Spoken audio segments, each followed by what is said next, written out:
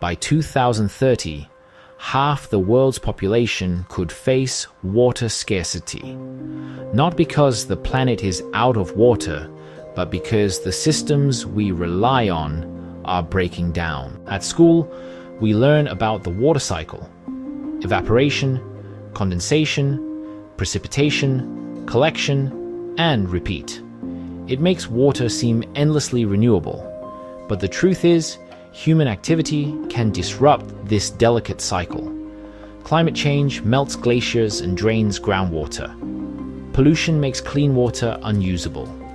And mismanagement means some communities go thirsty, even when water is technically available. Over the last 20 years, global freshwater storage has dropped. Droughts are longer.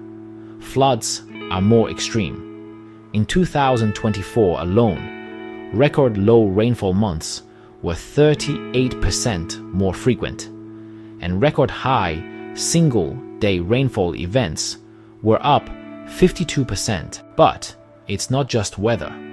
Growing demand is straining supply.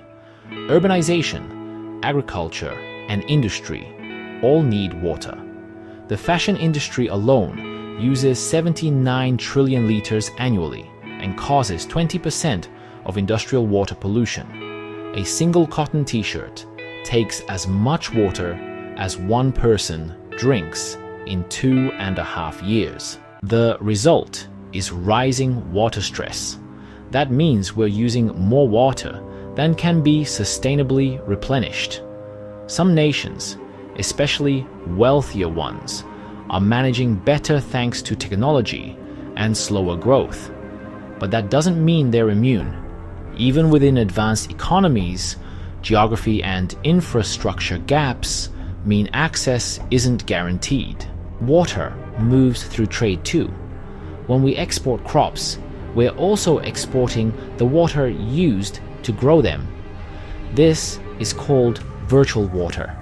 In Saudi Arabia, heavily subsidized water encourages the growth of water-intensive crops.